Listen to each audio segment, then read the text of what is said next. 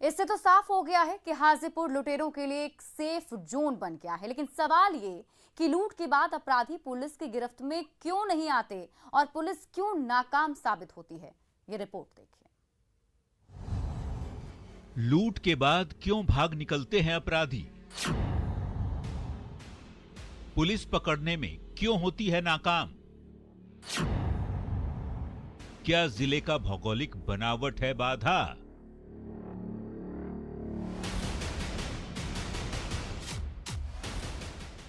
वैशाली जिले का हाजीपुर इलाका लुटेरों के लिए सेफ जोन बनता जा रहा है, जिससे जिले और शहर के कारोबारी खौफ और दहशत में जीने को मजबूर हैं। आए दिन बदमाश बेखौफ होकर दिन के उजाले में, रात के अंधेरे में पुलिस की चुस्ती और गश्ती को चुनौती देते हुए लूट की वारदात को अंजाम दे रहे हैं। खाकी के खौफ को मुंह चिढ़ा रहे हैं, जो जिले की पुलिस के लिए सिरदर्द बन चुका है। लूट के बाद पुलिस को जवाब देना भारी पड़ रहा है। अपराधियों के सामने पुलिस की सारी रणनीति धराशायी होती दिख रही है। इसके पीछे अहम वजह है जिले की भौगोलिक बनावट। वैशाली जिला गंगा, गंडक, बया और नून नदियों से घिरा हुआ है, जिसका मुख्यालय हाजीपुर है। जिले के उत्तर में मुजफ्फरपुर, दक्षिण में पटना, पूर्व में समस्तीपुर और पश्चिम में सारण जिला है, जिसका बदमाश भरपूर फायदा उठा रहे हैं और पुलिस की गश्ती और चुस्ती को चकमा देते हुए आसानी से दूसरे जिले में दाखिल हो जा रहे हैं।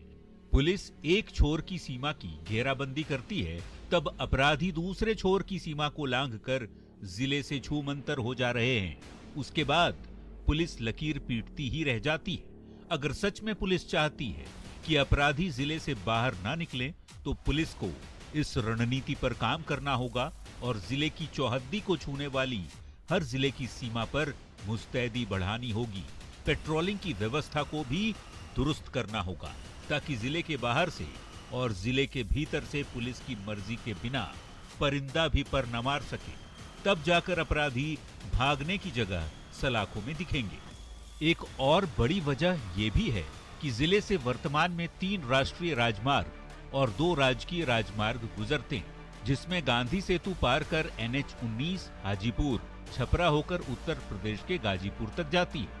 हाजीपुर से मुजफ्फरपुर और सीतामढ़ी होकर सोनबरसा तक जाने वाली 142 किलोमीटर लंबी सड़क राष्ट्रीय राजमार्ग 77 है। राष्ट्रीय राजमार्ग 103 हाजीपुर चक सिकंदर, जंदाहा, चकलाल शाही होते हुए NH-28 पर स्थित मुसरी घरारी से जोड़ती है, तो वहीं SH-49 महुआ और ताजपुर से जुड़ा है, जो पुलिस के लिए परेशानी का सबब है। एक तरह से कामयाबी की राह में बाधा भी है। यही वजह है कि वारदात के बाद पुलिस अपराधियों को पकड़ने में नाकाम साबित होती है और बदमाश आसानी से दूसरे जिलों में दाखिल हो जाते हैं। ऐसे में इन सारे बिंदुओं को ध्यान में रखकर पुलिस को नए सिरे से रणनीति बनाने की जरूरत है, ताकि अपराधी जिले की सीमा को लांघ न सकें और पुलिस समय रहते उन्हें गिरफ्तार कर जेल की सेल तक पहुंचा सके। Bureau report, news 18।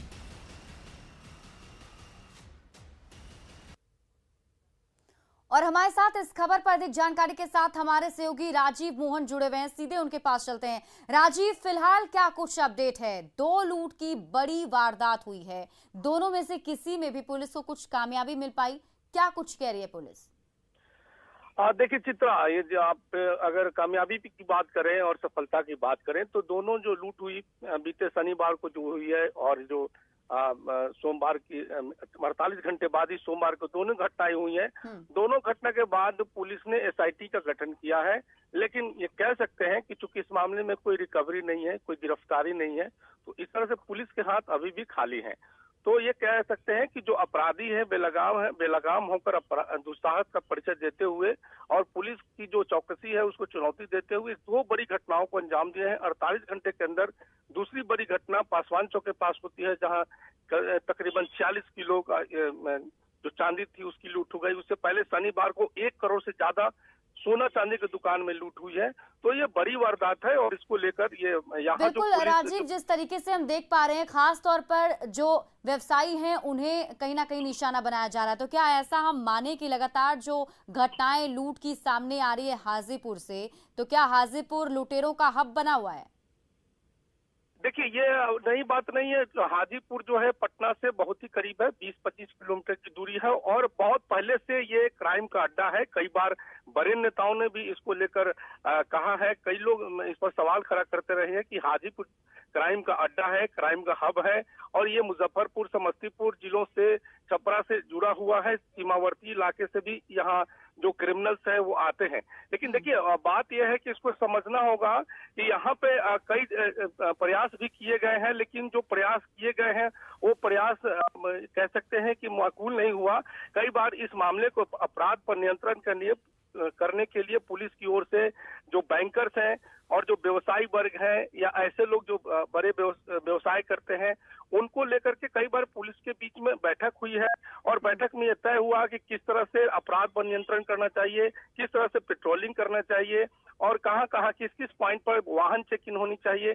तो ये तमाम स्ट्रेटेजी जरूर बनती है, लेकिन ये कुछ दिनों के बाद इसे हटा दिया जाता है। दूसरी वजह है कि जो अपराधी हैं जो जेल में जाते हैं वो जेल से उनका बेल हो जाता है और बेल होने के बाद वो फिर बेलगाम होकर अपराध करने लगते हैं।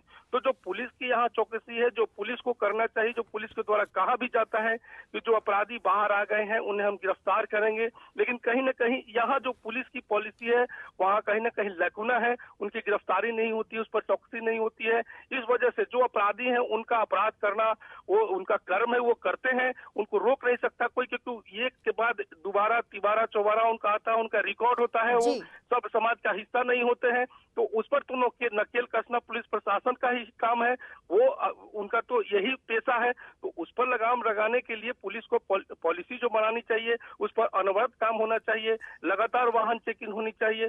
जो व्यवसायी वर्ग है या बैंकर है जो क्या है उनके हिसाब से स्ट्रेटेजी बननी चाहिए और बैंकर को और व्यवसायियों को भी जो बिल्कुल राजीव, जैसे कि आप बता भी रहे हैं, तो क्या ये भी माना जाए कि जो हाजीपुर का भौगोलिक स्थिति है उस हिसाब से भी क्या ये अपराधियों का एक तरीके से अड्डा बनता जा रहा है? वहां पर सहूलियत होती है, लोग जो है आसानी से वहां पर अपराध करते हैं और फिर वहां से भाग निकलते हैं।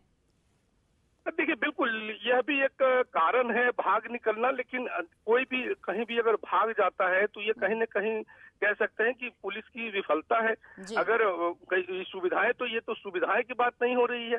हमें अगर सबको पता है कि यहाँ पर 3 NH हैं और कई रास्ते हैं जहाँ से भाग सकते हैं, लेकिन अपराधी उस रास्ते से भागते नहीं है और अपराधियों के भागने के और कई तरीके हो सकते हैं।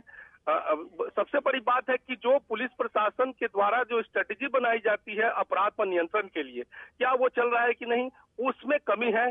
दूसरी तरफ जो पुलिस प्रशासन की ओर से व्यवसायियों को या बैंकर्स को या ऐसे लोगों जो कैश का इधर उधर ले जाना ले आना करते हैं, बैंक में जमा करते हैं, उनको जो दिशा निर्देश दिया जाता है उसमें भी कहीं न कहीं लैकुना होती है। इस वजह से वारदातें होती है।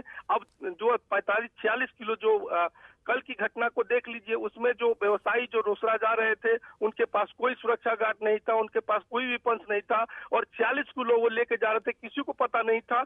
लेकिन अपराधी का नेटवर्क ऐसा है, उनका सूत्र तगड़ा था जो पुलिस पर भारी पड़ा। और देखिए, वो पटना से अपना लेके जा रहे थे और अपराधियों का निशाना देखिए कि जिस इनोवा लग्जरी कार में वो लोग जा रहे थे उस कार के ड्राइवर के शीशे को तोड़ा गया और अपराधियों को ये पता था कि ड्राइवर के सीट के नीचे वो 46 किलो चांदी है। तो ये कितना बड़ा उनके पास सोर्स है, कितना मजबूत सोर्स है जो पुलिस पर भारी पड़ रहा है। तो ये पुलिस को ये तय करना पड़ेगा और पुलिस के साथ जो व्यवसायी वर्ग हैं और जो इस तरह के कैश का लेन देन करते हैं, सोना चांदी इधर से उधर लेके जाते हैं, उनको स्ट्रेटेजी बनाने की जरूरत है। जो स्ट्रेटेजी बन जाए उस पर काम करने की जरूरत है। इसमें बहुत बड़ी कमी है। जो अपराधी बाहर से आ रहे हैं, जो यहाँ पर अपराध करने आ रहे हैं, उनकी वाहन चेकिंग होनी चाहिए।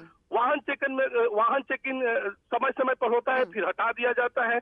जो अपराधी जेल से बाहर आते हैं उसकी चौकसी नहीं होती है। बिल्कुल राजीव, और कहीं ना कहीं पुलिस को अब चौकन्ना होना पड़ेगा क्योंकि लगातार हाजीपुर से लूट की वारदातें सामने आ रही हैं और कहीं ना कहीं पुलिस की विफलता जो है वो उजागर हो रही है। बहुत बहुत शुक्रिया तमाम जानकारी के लिए।